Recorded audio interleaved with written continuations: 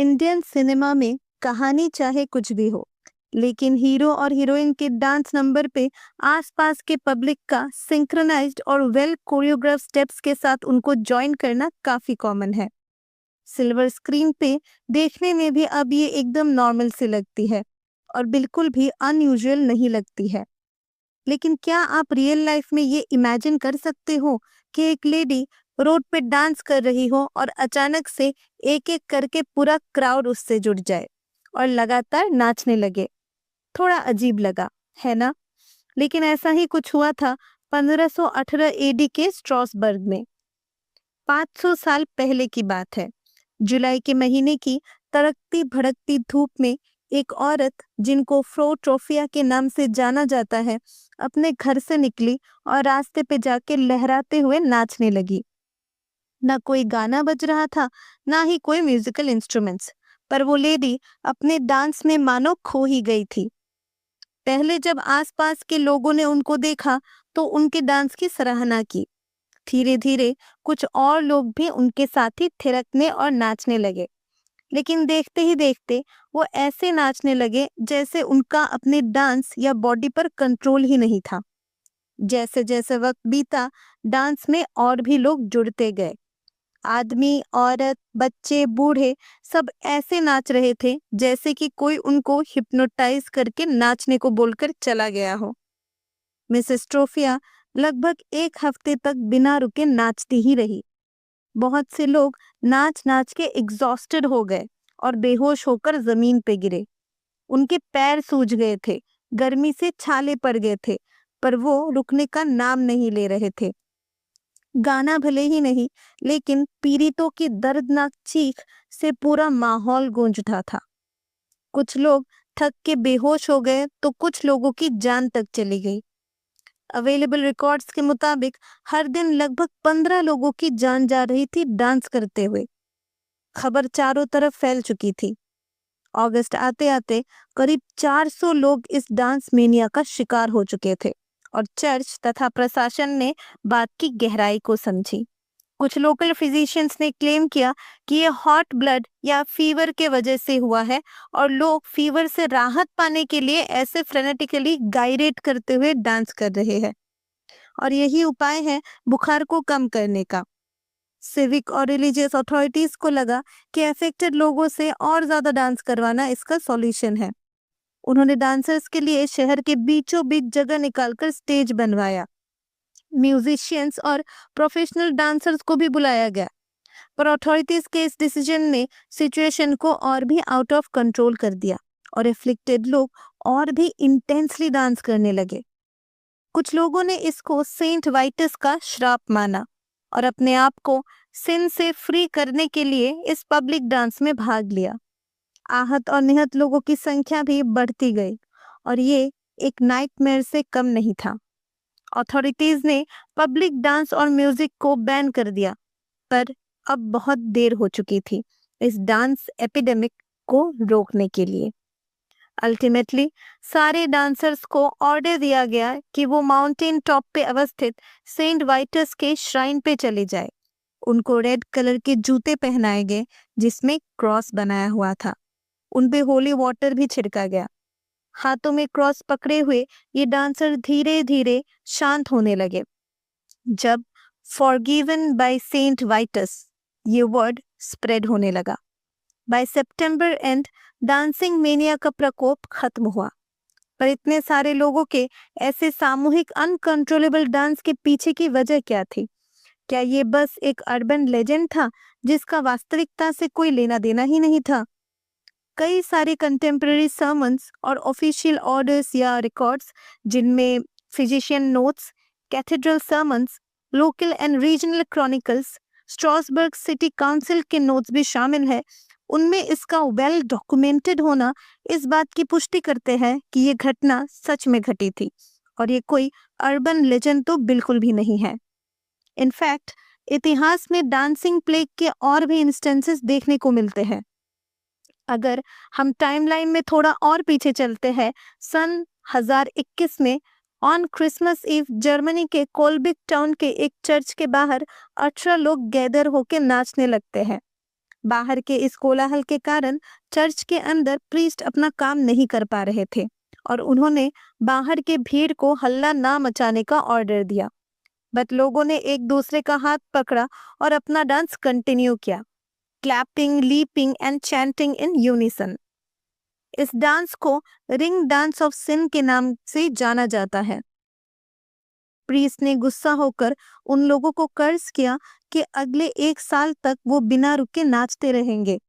इस पनिशमेंट या श्राप के वजह से वो डांसर अगले क्रिसमस तक अनकंट्रोलेबली नाचते ही रहे और फिर थक हार के बेहोश हो गए और कभी भी वापस होश में नहीं आ पाए। ये कहानी सुनने में थोड़ी अजीब है, लेकिन मिडिएवल यूरोपियंस के लिए डांसिंग कर्स की कहानी काफी बिलीवेबल और प्रचलित थी। इसके बाद सन 1247 में एक जर्मन टाउन एरफर्ट में भी ऐसे डांसिंग मेनिया के बारे में कई क्रॉनिकल्स मिलते हैं। कहते हैं कि 200 लोगों की भीड़ ने बिना रुके मोजेल रिवर के ब्रिज के ऊपर तब तक डांस किया जब तक वो ब्रिज कोलैप्स ना हो गई हो।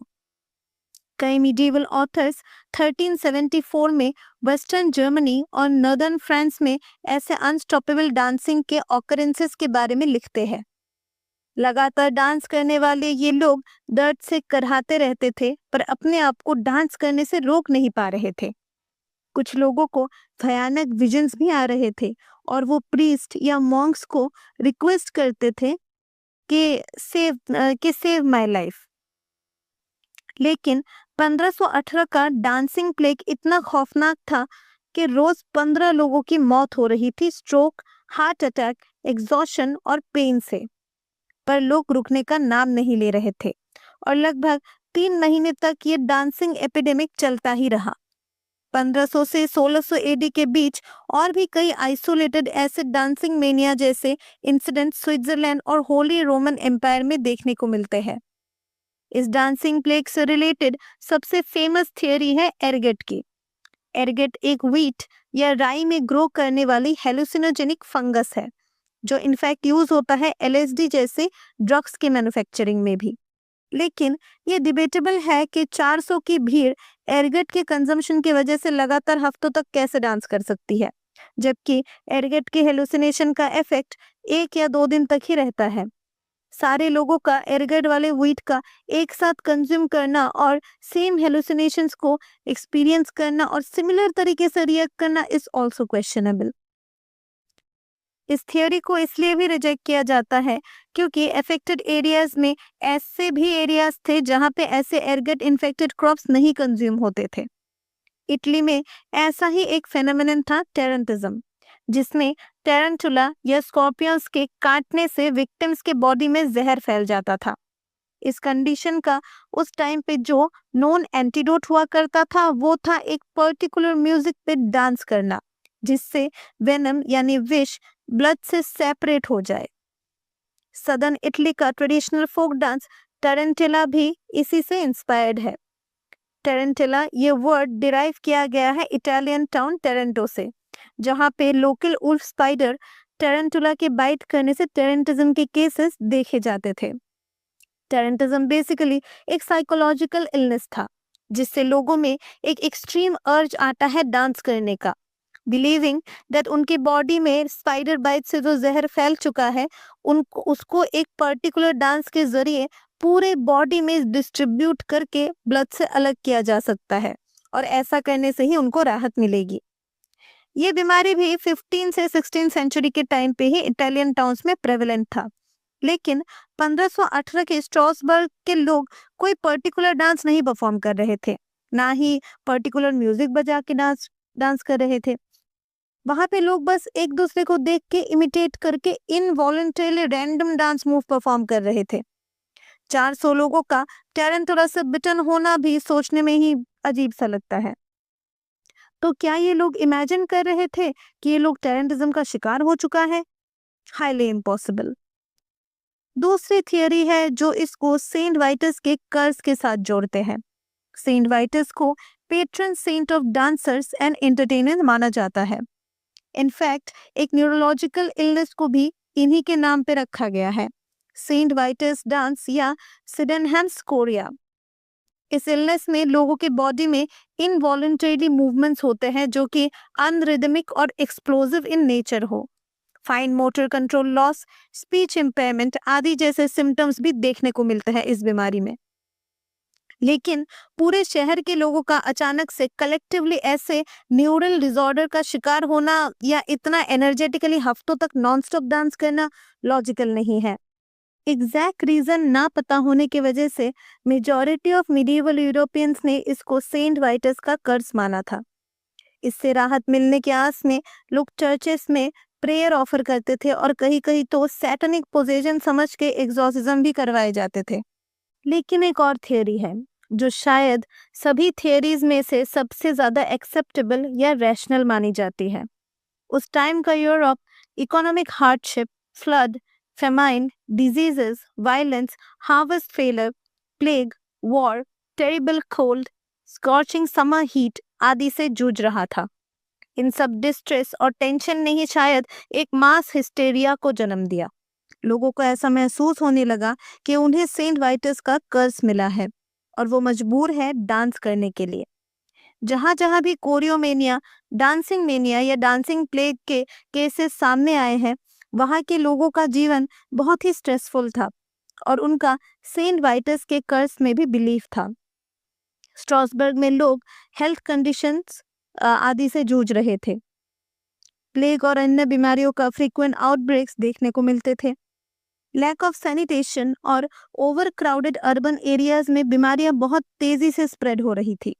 भूखमरी से लोग मर रहे थे, गर्मी ने हाल बेहाल किया हुआ था और मिडिएवल टाइम के सोशियो कल्चरल फैब्रिक में फियर ऑफ विचक्राफ्ट और सुपरस्टिशन डीपली इन्फ्लुएंस करता था लोगों के बिलीफ सिस्टम को।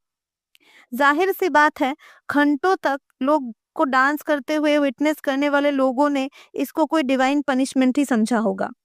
कुछ लोगों ने इसको एक तरीके का प्रेयर या पश्चाताप भी समझा। डांसिंग मेनिया से रिलेटेड जितने भी इंसिडेंट्स हिस्ट्री में रिकॉर्डेड है, उन सब में एक बात कॉमन है, वो है आउटब्रेक से पहले का स्ट्रेसफुल और टेंस सिचुएशन। सारे ही अफेक्टेड जगह के लोग भूखमरी, फ्लड या बीमारियों से जूझ रहे थे। ये इस बात को तो साबित करता है कि इस मेनिया के पीछे कोई सुपरनैचुरल पावर, कर्स या पनिशमेंट नहीं बल्कि साइकोलॉजिकल फैक्टर्स थे। इन सारे जगह के लोग सेंट वाइटस के डांसिंग कर्स के कहानियों से वाकिफ थे। डांसिंग प्लेग को एक तरीके का मास साइकोलॉजिकल डिसऑर्डर यानी मास हिस्टेरिया ही माना जाता है और लोगों को एक दूसरे का इमिटेट करके डांस करके इस डांस का हिस्सा बनने एक आउटकम था कलेक्टिव स्ट्रेस, एंजाइटी और सेंस ऑफ शेयर्ड फियर का। फेमाइन, डिजीजेस और इकोनॉमिक हार्डशिप से जूझते हुए लोगों का अपने इस कलेक्टिव स्ट्रेस पे रिस्पॉन्स था डांस करना। शुरू शुरू में शायद ऐसे डांस करने से उनका स्ट्रेस कुछ हद तक रिलीव भी हुआ हो, लेकिन जैसे ही लोग जुड़ते गए और म्यूजिक के साथ और एक्सटेंसिवली डांस करते गए, बाय द एंड ये एक्टिविटी डेली 15 लोगों की मौत का कारण बनी। उस टाइम में डिजीज या हार्डशिप्स को डिवाइन पनिशमेंट माना जाता था, जिसके जरिए भगवान मौका देते हैं लोगों को अपने सोल को क्लेंस करने का और अपने सिंस के लिए पश्चाताप करने का। एपिडेमिक्स के वक्त चर्च भी प्रेयर्स और प्रोसेशंस के जरिए लोगों को इन्फ्लुएंस करते थे, ये सोचने पर कि अब डिवाइन इंटरवेंशन ही उनको बचा सकता है। डांस के वक्त लोगों का हेलुसिनेट करना, प्रीस्ट या मॉन्क्स से मदद की गुहार लगाना टू सेव देमसेल्फ इस बात को दिखाते हैं कि अपने सोशल बिलीफ, कलेक्टिव स्ट्रेस और एंजाइटी से ये डांसिंग ग्रुप हेविली इन्फ्लुएंस था। 1518 के डांसिंग प्लेग के इस बिजार एपिसोड के ऊपर कई किताबें और फिल्में बनी हैं। इस मास डांसिंग आउटब्रेक का डेफिनेटिव रीजन आज भी हमारे पास नहीं है। इस इंसिडेंट में कितने लोगों की मौत हुई इस बारे में कोई रिटन रिकॉर्ड्स नहीं है, बट कुछ सोर्सेस ऐसा क्लेम करते हैं कि 15 लोग डेली मर रहे थे, पर ये सारे लोग डांस करते करते ही मर रहे थे, ये थोड़ा डिबेटेबल है। पास्ट में डांसिंग आउटब्रेक के इवन तो कई सारे इंसिडेंट्स मिलते हैं, मगर वो एक दूसरे से ईयर्स अपार्ट है। सदियों में गिने चुने ऐसे इवेंट्स के रैंडम ऑकरेंस की वजह से इस पर रिसर्च काफी मुश्किल था। जर्मनी, फ्रांस या होली रोमन एम्पायर के कुछ जगहों को छोड़कर अन्य जगहों में ऐसा कोई इवेंट नहीं देखने को मिले थे। क्रॉनिकल्स में से कितनी घटनाएं सच हैं और कितनी किंवदंतियां, ये भी डिबेटेबल है। 16th सेंचुरी के इंडस्ट्रियल रिवॉल्यूशन के बाद से मॉडर्न एज में ऐसी घटनाएं हमें देखने या सुनने को भी नहीं मिली। हाँ, मास हिस्टेरिया के एग्जाम्पल्स के रूप में डांसिंग प्लेग ऑफ 1518 के अलावा Salem witch trial, war of the world radio broadcast etcetera के बारे में बात होती है। शायद साइंस, मेडिसिन और रैशनल थिंकिंग के डेवलपमेंट को हम मास हिस्टेरिया का सिग्निफिकेंटली लो आउटब्रेक का श्रेय दे सकते हैं। लेकिन 1518 का डांसिंग प्लेग आज भी एक अनसुलझी पहेली है। Ergot poisoning, curse of a saint या मास हिस्टेरिया, असली वजह क्या रही होगी कि 400 लोग इस बिजार फेटल एक्सीडेंट का हिस्सा बने, ये आज भी हमें नहीं पता है। आज भी इसका कोई सॉलिड डेफिनेटिव रीजन हम नहीं जानते हैं। अगर मास हिस्टेरिया इसका रीजन है, तो जब पूरी दुनिया में unemployment, war, food security, climate change, recession आदि वजह से लोग स्ट्रेस और एंजाइटी का शिकार हो रहे हैं, तो क्या ऐसा पॉसिबल है कि डांसिंग प्लेग जैसा ही मास हिस्टेरिया फिर से आ सकता है? आप इस बारे में क्या सोचते हैं और आपको ये वीडियो कैसा लगा, हमें कमेंट करके जरूर बताएं। धन्यवाद।